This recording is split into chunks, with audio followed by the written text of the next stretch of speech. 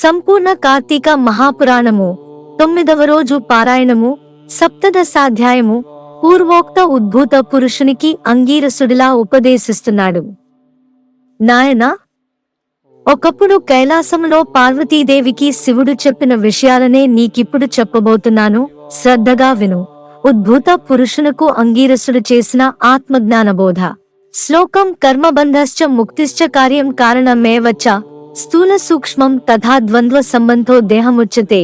కర్మబంధము, ముక్తి కార్యము, కారణము, స్థూల సూక్ష్మము ఈ ద్వంద్వ సంబంధితమే దేహమనబడుతుంది.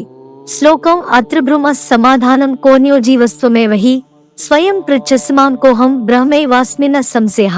జీవుడంటే వేరెవరూ కాదు, నీవే. అప్పుడు నేనెవర్ని అని నిన్ను నువ్వే ప్రశ్నించుకుంటే నేనే బ్రహ్మనే ఉన్నాను. ఇది నిశ్చయము అనే సమాధానమే వస్తుంది. పురుష ఉవాచ అంగీరస, నువ్వు చెప్పిన వాక్యార్థ జ్ఞానము నాకు తట్టడం లేదు. నేనే బ్రహ్మను అనుకోవడానికైనా బ్రహ్మ అనే పదార్థమును గురించి తెలిసి ఉండాలి గదా. ఆ పదార్థ జ్ఞానము కూడా లేనివాడనైన నాకు మరింత వివరముగా చెప్పమని కోరుతున్నాను. అంగీరస ఉవాచ అంతఃకరణానికి, తద్వ్యాపారాలకి, బుద్ధికి సాక్షి సత్ చిత్ ఆనందరూపి అయిన పదార్థమే ఆత్మ అని తెలుసుకునుము.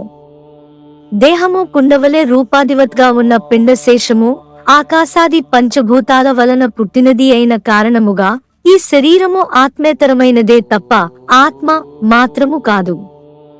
ఇదే విధముగా ఇంద్రియాలుగాని, అగోచరమైన మనస్సుగాని, అస్థిరమైన ప్రాణముగాని ఇవేవీ కూడా ఆత్మ కాదు అని తెలుసుకో. దేనివలనైతే దేహేంద్రియాదులన్నీ భాసమానాలవుతున్నాయో అదే ఆత్మగా తెలుసుకొని ఆ ఆత్మ పదార్థమే నేనే ఉన్నాను అనే విచికిత్సను పొందు.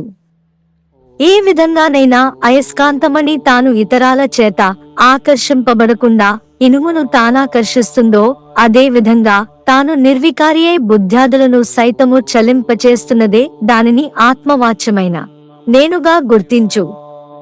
దేని సాన్నిధ్యము వలన జడాలైన దేహేంద్రియ మనఃప్రాణులు భాసమానాలవుతున్నాయో అదే జనన మరణ రహితమైన ఆత్మగా భావించు. ఏదైతే నిర్వికారమై నిద్రాజాగ్రత్ స్వప్నాదులను, వాటి ఆద్యంతాలను గ్రహిస్తున్నదో అదే నేనుగా స్మరించు. ఘటాన్ని ప్రకాశింపచేసే దీపం ఘటితమైనట్లే దేహేతరమై నేనబడే ఆత్మచేతనే దేహాదులన్నీ భాసమానాలవుతాయి. సమస్తము పట్ల ఏర్పడుతుండే అగోచర ప్రేమేకారమే నేనుగా తెలుసుకో. దేహేంద్రియ మనః ప్రాణాహంకారాల కంటే విభిన్నమైనది జనితత్వ, అస్తిత్వ, వృద్ధిగతత్వ, పరిణామత్వ, క్షీణత్వ, నాశంగతత్వాలనే షడ్వికారాలు లేని దానినే ఆత్మగా, అదే నీవుగా, ఆ నీవే నేనుగా, నేనే నీవుగా, త్వమేవాహంగా భావించు. ఈ విధంగా త్వం, నీవు అనే పదార్థ జ్ఞానాన్ని పొంది తత్కారణాత్ వ్యాపించే స్వభావము వలన సాక్షాద్విధిముఖంగా తచ్చబ్దార్థాన్ని గ్రహించాలి. తత్ శబ్దానికి బ్రహ్మ అని అర్థము. శ్లోకం అతద్వ్యవృత్తిరూపేణ సాక్షాద్విధి ముఖేన చ వేదాంతానాం ప్రవృత్తః స్యాద్ ద్విరాచార్య సుభాషితం. అతః శబ్దానికి బ్రాహ్మణమైన ప్రపంచమని అర్థం. వ్యావృత్తి అంటే ఇది కాదు, ఇది కాదు, నేతిన ఇతి న ఇతి ఇది కాదు అనుకుంటూ ఒకటొకటిగా ప్రతిదానిని కొట్టిపారవేయడం అంటే. ఈ చెయ్యి బ్రహ్మ, ఆత్మ కాదు. ఈ కాలు ఆత్మ, బ్రహ్మ కాదు అనుకుంటూ ఇది కాకపోతే మరి అది ఏది అని ప్రశ్నించుకుంటూ పోగా పోగా మిగిలేదే బ్రహ్మ, ఆత్మ అని అర్థం. ఇక సాక్షాద్విధిముఖాత్ అంటే సత్యం జ్ఞానమనంతం బ్రహ్మ అనే వాక్యాల ద్వారా సత్యత, జ్ఞానం, ఆనందాల వల్ల నే ఆత్మ నరయగలగాలని అర్థము.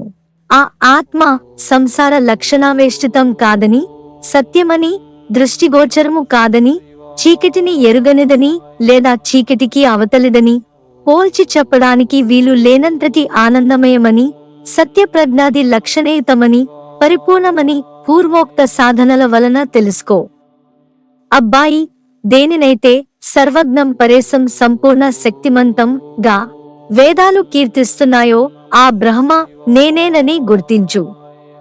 ఏది తెలుసుకుంటే అన్నీ తెలిసిపోతాయో అదే ఆత్మ, అదే నువ్వు, అదే నేను. తదను ప్రవిశ్య ఇత్యాది వాక్యాల చేత జీవాత్మరూపాన జగత్ప్రవేశము, ప్రవేశిత జీవులను గురించిన నియంతృత్వము, కర్మ ఫలప్రదత్వము, సర్వజీవ కారణ కర్తృత్వము దేనికైతే చెప్పబడుతూ ఉందో అదో బ్రహ్మగా తెలుసుకో.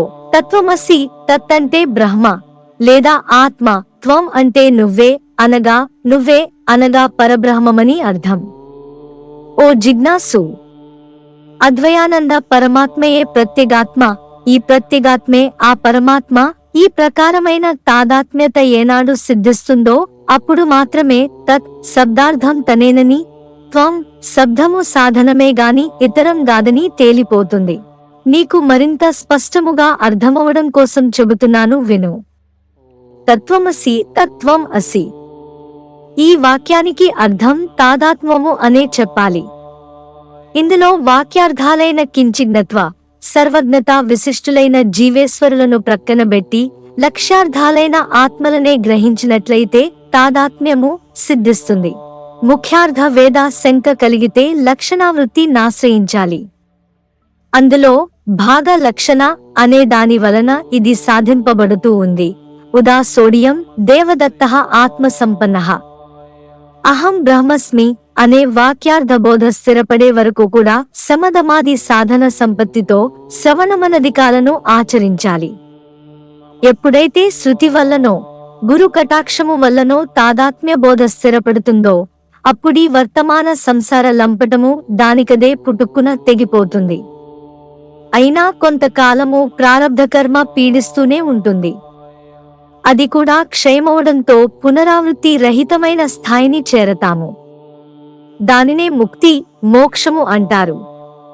అందువల్ల ముందుగా చిత్తశుద్ధి కోసం కర్మిష్ఠులుగా ఉండి తత్ఫలాన్ని దైవార్పణము చేస్తుండడం వలన ప్రారబ్ధాన్ననుసరించి ఆ జన్మలోనే గాని లేదా ప్రారబ్ధ కర్మ ఫలము అధికమైతే మరుజన్మలోనైనా వివిధ మోక్ష విద్యాభ్యాసపరులై జ్ఞానులై కర్మబంధాన్ని తెంచుకుని ముక్తులవుతారు. నాయనా, బంధించేవి ఫలవాంఛిత కర్మలు, ముక్తినిచ్చేవి ఫలపరిత్యాగ కర్మలు అని ఆపాడు అంగీరసుడు. సప్తదశాధ్యాయ సమాప్తః. 17వ అధ్యాయము. అష్టాదశాధ్యాయము. అంగీరసుడు చెప్పింది వినిన ఉద్భూత పురుషుడు కర్మయోగాన్ని గురించి ప్రశ్నించడంతో అంగీరసుడిలా చెబుతున్నాడు. చక్కటి విషయాన్ని అడిగావు, శ్రద్ధగా విను. సుఖ దుఃఖాది ద్వంద్వాలన్నీ దేహానికే గాని తదతీతమైన ఆత్మకు లేవు. ఎవడైతే ఆత్మానాత్మ సంశయగ్రస్తుడో వాడు మాత్రమే కర్మలను చేసి తద్వారా చిత్తశుద్ధిని పొందినవాడై ఆత్మజ్ఞాని కావాలి. దేహధారి అయిన వాడు తన వర్ణాశ్రమ విద్యుక్తాలైన స్నానసాచాదిక కర్మలను తప్పనిసరిగా చేసి తీరాలి. శ్లోకం స్నానేన రహితం కర్మ హస్తిభుక్త కపిత్తవత్ ప్రాతః స్నానం ద్విజాతీనాం శాస్త్రం చ శృతిచోదితం. స్నానము చేయకుండా చేసే ఏ కర్మ అయినా సరే ఏనుగు తినిన వెలగపండులా నిష్ఫలమే అవుతుంది. అందున బ్రాహ్మణులకు ప్రాతః స్నానము వేదోక్తమై ఉంది. ప్రతిరోజున ప్రాతః స్నానం చేయలేని వాళ్లు సూర్య సంచారము కల తులాకార్తీక మకరమాఘ మేషవైశాఖాలలోనైనా చెయ్యాలి. జీవితంలో ఈ 3 మాసాలైనా ప్రాతః స్నానాలు చేసేవాడు సరాసరి వైకుంఠాన్నే పొందుతాడు. చాతుర్మాస్యాది పుణ్యకాలాలలో గాని చంద్ర సూర్యగ్రహణ పర్వాలలో గాని స్నానము చాలా ప్రధానము. గ్రహణాలలో గ్రహణకాల స్నానమే ముఖ్యము. సర్వకాలముల యందు బ్రాహ్మణులకు పుణ్యకాలాలలో సర్వ ప్రజలకు స్నాన సంధ్య, జప, హోమ, సూర్య నమస్కారాలు తప్పనిసరిగా చేయవలసి ఉన్నాయి. స్నానాన్ని వదిలినవాడు గౌరవ నరకగతుడై పునః కర్మభ్రష్టుడిగా జన్మిస్తాడు. ఓ వివేకవంతుడా, పుణ్యకాలాలన్నింటా సర్వోత్తమమైనది కార్తీక మాసము. వేదాన్ని మించిన శాస్త్రము, గంగను మించిన తీర్థము, భార్యతో సమానమైన సుఖము, ధర్మతుల్యమైన స్నేహము, కంటి కంటే వెలుగు లేనట్లుగానే కార్తీక మాసముతో సమానమైన పుణ్యకాలము గాని కార్తీక దామోదరుని కన్నా దైవము గాని లేడని గుర్తించు. కర్మ మర్మాన్ని తెలుసుకుని కార్తీకములో ధర్మాన్ని ఆచరించేవాడు వైకుంఠమును చేరుతాడు. నాయనా, విష్ణువు లక్ష్మీ సమేతుడై ఆషాఢశుక్ల దశమ్యంతంలో పాలసముద్రాన్ని చేరి నిద్రామిషతో శయనిస్తాడు. పునః హరిబోధిని అనబడే కార్తీక శుక్ల ద్వాదశి నాడు నిద్రలేస్తాడు. ఈ నడుమ 4 మాసాలనే చాతుర్మాస్య వ్రతము అంటారు. విష్ణువునకు నిద్రాసుఖప్రదమైన ఈ 4 నెలలు కూడా ఎవరైతే హరి ధ్యానమును పూజలను చేస్తుంటారో వాళ్ల పుణ్యాలు అనంతమై విష్ణులోకాన్ని పొందుతారు. ఈ విషయమై ఒక పురాణ రహస్యాన్ని చెబుతాను విను. ఒకానొక కృతయుగంలో విష్ణువు లక్ష్మితో సహా వైకుంఠ సింహాసనాన్ని అలంకరించి ఉండగా నారదుడు అక్కడకు వెళ్లి వారికి మ్రొక్కి, హే శ్రీహరి, భూలోకంలో వేద విధులు అడుగంటాయి. జ్ఞానులు సైతము గ్రామ్య సుఖాలకు లోనైపోతున్నారు. ప్రజలంతా వికర్ములై ఉన్నారు. వారెలా విముక్తులవుతారో తెలియక నేను దుఃఖితుడనవుతున్నాను అని విన్నవించాడు. నారదుని మాటలను విశ్వసించిన నారాయణుడు సతీ సమేతుడై వృద్ధ బ్రాహ్మణ రూపధారి అయి తీర్థక్షేత్రాదులలోనూ బ్రాహ్మణ పరిషత్ పట్టణాలలోనూ పర్యటించసాగాడు. కొందరు ఆ దంపతులకు అతిథి సత్కారాలు చేశారు. కొందరు హేళన చేశారు. ఇంకొందరు లక్ష్మీనారాయణ ప్రతిమలను పూజిస్తూ వీళ్లను తిరస్కరించారు. కొందరు అభక్ష్యాలను పాపాచరణలని చూచిన శ్రీహరి ప్రజోద్ధరణ చింతనామానసుడై చతుర్భుజాలతో కౌస్తుభాది ఆభరణాలతో యథారూపాన్ని పొంది ఉండగా జ్ఞాన సిద్ధుడనే ఋషి తన శిష్యగణ సమేతముగా వచ్చి ఆయనని ఆరాధించాడు.